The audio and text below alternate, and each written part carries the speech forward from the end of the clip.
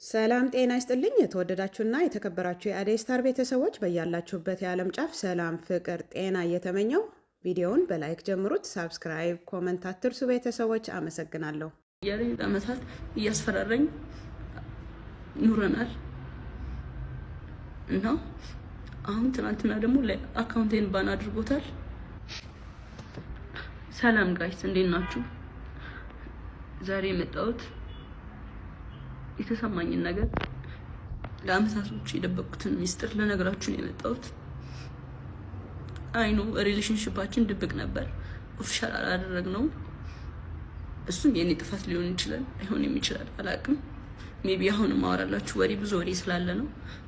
እና ከጆን ዳንኤል ጋር ሪሌሽንሺፕ ውስጥ ነበርኩኝ። ግን ሪሌሽንሺፕ ውስጥ ሆነን ጸባችን ነበር የሚበዛው። በጣም ነበር የሚያሰቃይኝ፣ በጣም ነበር የሚመታኝ፣ በጣም ነበር የሚያስፈራራኝ። ከኔ ጋር ከተለያየሽ አጠፋሻለሁ፣ ከቲክቶክ ትጠፊያለሽ፣ ላይቭሽን አዘጋዋለሁ፣ መስራት አትችይም እያለኝ ለአመታት እያስፈራራኝ ኑረናል እና አሁን ትናንትና ደግሞ አካውንቴን ባን አድርጎታል። ብዙ ጊዜ ስንጣላ የመታኝ አሉ ቁስሎችን ስክሪንሾት አስቀምጥላችኋለሁ እዚህ ጋር። እና አሁን የመጣሁት እንድታስጠነቅቁልኝ ነው። እኔ ምንም አልፈልግም፣ ድራማ አልፈልግም። እኔ ማስተዳድረው ቤተሰብ አለኝ። እኔን የሚጠብቁ ከኔ የሚጠብቁ ቤተሰቦች አሉ። ለነሱ ነው የምኖረው እና እንዲያልፍልኝ ለእናንተ መናገር ፈልጋለሁ እና አመሰግናለሁ። አካውንቴ ባን ሆኗል። ከዚህ በፊት ዋርኒንግም ኑሮ ታያቅም ታውቃላችሁ። አሁን ትናንትና ማታ 9 ሰዓት ላይ ነው የተዘጋው። ምንም አድርጌ አይደለም እና ከአመታት በፊት ላይቬን ሁሌ ነበር የሚያዘጋብኝ። ይሄ ማስረዳለ ቲክቶክ ላይ ብዙ የሚያውቁኝ ሰዎች አሉ፣ እነሱም ያውቃሉ። ሁሌ ላይቬን ያዘጋው ነበር። ሁሌ ነበር የምማጸነው፣ ለምንድን ነው ላይቬን የምታዘጋው እያልኩት እና ስንጠላ በሱ ነበር የሚያስፈራራኝ። ላይቬን እያዘጋ ነበር የሚያስፈራራኝ። ምንም አታመጭም እያለኝ ይሄንን እናቱም ታውቃለች፣ እህቱም ታውቃለች፣ ሁሉም ቤተሰቦቹም ያውቃሉ እኔን አብዩዝ እንደሚያደርገኝ እና አሁን የመጣሁት በቃ እንድጠነቀቅልኝ፣ እንዲያርፍልኝ፣ እንድታሳርፉልኝ ነው። አመሰግናለሁ። ጆን ዳንኤል ነው እንደዚህ ያደረገኝ። ጆን ዳንኤል ለምንድን ነው እንደዚህ ያደረገኝ? ይኸው ተሰፍቼው ነው እዚህ ጋር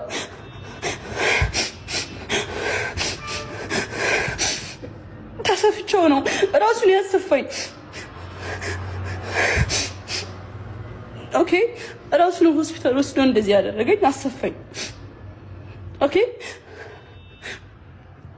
ጋይስ ምንም ብዬ አላውቅም። ብዙ ጊዜ ስንጣላ ኦኬ ዋርኒንግ ሰጠኝ፣ ቁስል ስላሳየው መሰለኝ። ስንጣላ ላይቬን ነው የሚያዘጋው፣ ስንደባበር ላይቬን ነው የሚያዘጋው። ከዛ ከኔ ጋር መታረቅ ሲፈልግ ላይቬን ያዘጋዋል። ከዛ ሂጄ ለምነዋለሁ። በዛ ሰዓት ማንንም ማቀሰ የለም። ላይቭሽን ማጥፋት እችላለሁ አንቺን ከቲክቶክ ይለኛል፣ ያስፈራራኛል፣ ይዝትብኛል ምናምን። ማዘሩ ታውቃለች፣ እህቱ ታውቃለች፣ ሁሉም ያውቃሉ። አንድ ቀን ግን አውርቼ አላውቅም። ስለሚወደኝ ነው ብዬ ነው የማስበው፣ ፍቅር ነው ብዬ ነው የማስበው።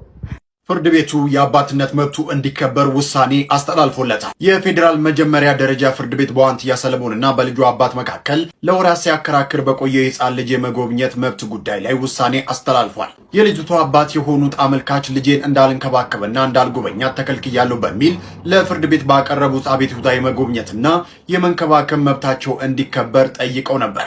ተጠሪ ዋንትያ ሰለሞን ለቀረበባት ክስ በሰጠችው ምላሽ አመልካች ከዚህ ቀደም አባትነቱን ክዶ ሲከራከር እንደነበርና በወቅቱ በገንዘብ እጥረት ምክንያት የዲኤንኤ ምርመራ ባለመደረጉ መዝገቡ ተዘግቶ እንደነበርም አስታውሳለች። አክላም አመልካች አባትነቱን በሕግ ሳይረጋገጥ ያቀረበው ጥያቄ ተቀባይነት የለውም፣ ልጇን በአግባቡ እየተንከባከበች እንደሆነና ሕፃኗን የሚጎዳ ምንም አይነት ተግባር ወይንም ቪዲዮ እንዳልሰራች አባትነቱን ክዶ የቆየና ቀለብ ቁርጦ የማያውቅ ሰው ሕፃኗን እንዲጎበኝ መፈቀዱ ለልጅቷ ደህንነት ተገቢ አይደለም የሚሉ ነጥቦችን በማንሳት ክሱ ውድቅ እንዲደረግላት ተሟግታለች። ጉዳዩን ሲመረምር የቆየው የንፋስ ስልክ ላፍቶ ምድብ 4ኛ የቤተሰብ ችሎት የግራና ቀኙን ክርክር ከመረመረ በኋላ የሚከተለውን ውሳኔ አስተላልፏል። አንደኛ፣ የአባትነት መብት አመልካች የልጅቷ አባት ከመሆናቸው አኳያና የህፃናት መብት ወላጆቻቸውን የማወቅና የመንከባከብ መብትን የሚደግፍ በመሆኑ አባትየው የመጎብኘት መብት አላቸው። ሁለተኛ፣ የማስረጃ እጥረት ተጠሪ ዋንትያ አመልካች ልጃቸውን እንዳይጎበኙ የሚያደርግ በቂ የሰነድም ሆነ የሰው ምስክር ማስረጃ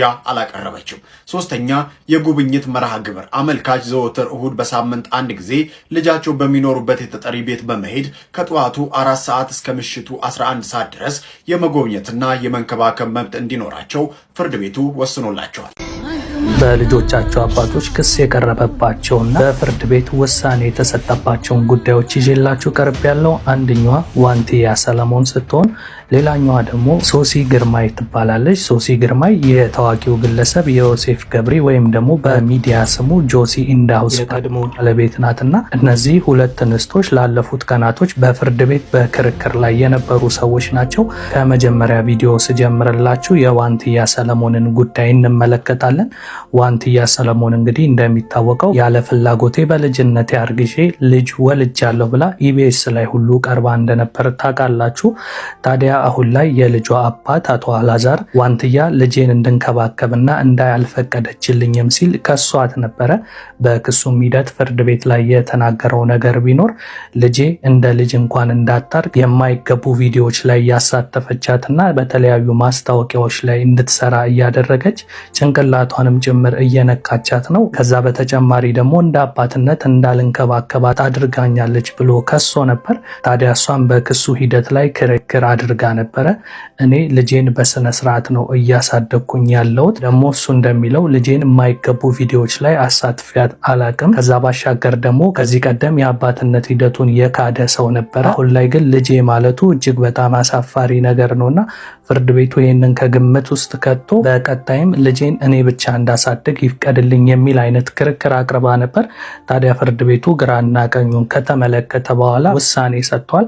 በሰጠው ውሳኔ ላይም እንግዲህ ሕፃኗ በእናቷ ዋንትያ ስር እንድታድግ ፈቅዷል። ከዛ ባሻገር ለአባትየውም ደግሞ በሳምንት አንድ ቀን ለዛውም እሁድ ቀን ብቻ በዋንትያ ቤት ሄዶ ማየት እንደሚችል ፍቃድ ተሰጥቶታል። በዚህ መሰረት ፍርድ ቤት የመጨረሻውን ውሳኔ ሰጥቶ ክሱን መዝጋቱን ሰምተናል። በሌላኛው ደግሞ ዜና ስንመለከት የጆሲ ኢንዳውስ የቀድሞ ፍቅረኛ ከዚህ ቀደም በሶሻል ሚዲያ ላይ ብዙ ዓመት ለብቻዬ ለፍቼ ያሳደግኩትን ልጄን ጆሲ ሊቀማኝ ነው ስትል በገጿ ላይ አስመልክታን ነበረ። አሁንም በድጋሚ ገጿ ላይ ከባድ በሆነ ሐዘን ስሜት ከሆስፒታል ሆና ጽሁፎችን ጽፋለች። ታዲያ ያም ጉዳይ ምንድን ነው? ላለፉት 6 ወራቶች በክስ ሂደት ላይ የነበረው ጉዳይ በመጨረሻም ፍርድ ቤት ለጆሲ በመወሰን ልጇ ለዮሴፍ ገብሬ ወይም ለጆሲ ኢንዳውስ እንዲሰጥና የአሳዳጊነት መብቱ ለሱ ሙሉ ለሙሉ እንደተሰጠ ተናግራለች። በዚህም ሂደት ላይ ስትናገር በገጿ ላይ ካሰፈራቻቸው ጽሁፎች መካከል አንዱ ይሄ ነው። በጣም አዝናለው፣ አሞኛል ግን አለው፣ ደክሞኛል ግን ያልፋል። ፈጣሪ እንዲምረኝ ብቻ ጸልዩልኝ። ምን አረኩኝ በዚህ ደረጃ እንዴት ስትል በገጿ ላይ አስፍራለች። አያይዛ ደግሞ በከፍተኛ ምሬት በጽሁፍ ላይ ያሰፈረችው አንዱ ነገር ምንድን ነው? አሁንም ፈጣሪ ይፍረድብህ። ጭካኔ፣ ማስመሰል፣ ውሸት፣ ክፋት መልክ ቢኖረው ኑሮ አንተን ይመስል ነበረ። ወንድ ከሆንክ ና ፊት ለፊቴ ከነ ማስረጃዎች፣ ያኔ አደንቅ ነበር። ይሄ ውስጥ ውስጡን እንደ እባብ ተከነበታል። ጆሲ በጣም ፈሪና አስመሳይ ሰውነ። እመነኝ፣ እውነት ተደብቆ አይደበቅም። ነገ ይጋለጣል። ያኔ የኔ ተራ ይሆናል። በጣም ነው ምጠላ፣ አስጠልተኛል፣ ክፉ ሰውነህ ብላ እንግዲህ የተለያዩ ጽሁፎችን በፌስቡክ ፔጇ ላይ አስፍራለችና እንግዲህ ላለፉት ወራቶች በሶሻል ሚዲያ ላይ ብዙዎቻችሁ ጠበቃ ሰብለ አሰፋን ታቋታላችሁ። የሶሲ ጠበቃ ነበረችና በተቻላት አቅም ስትከራከርላት ነበረ። ሶሲም ስለ ሰብለ ስትናገር የቻለችውን ሁሉ አድርጋልኛለች። ፍርድ ቤት ግን ከእናትነት ይልቅ ቁስ ያለውን ሰው ወይም በንብረት ላይ የተመሰረተ ፍርድ ነው የሰጠው። እሱ ገንዘብ ስላለው የተሻለ ቤት ስላለው ለብዙ ዓመት ለፍቼ ያሳደግኩትን ልጅ ቀምቶኛል።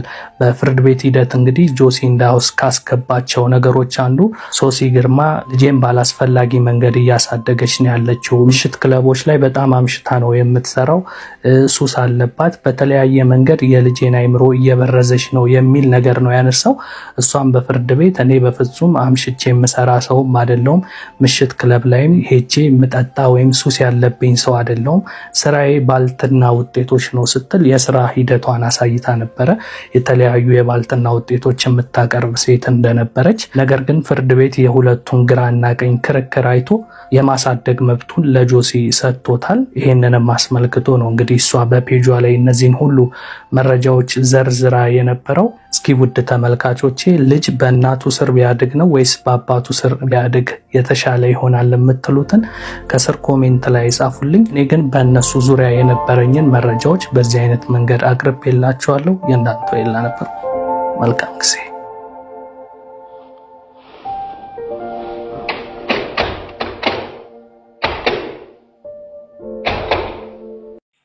ቪዲዮዎቹን ይሄን ይመስሉ ነበር። ከወደዳችሁት ላይክ፣ ኮሜንት፣ ሳብስክራይብ አትርሱ። ቤተሰቦች አመሰግናለሁ። መልካም ቀን፣ መልካም ምሽት።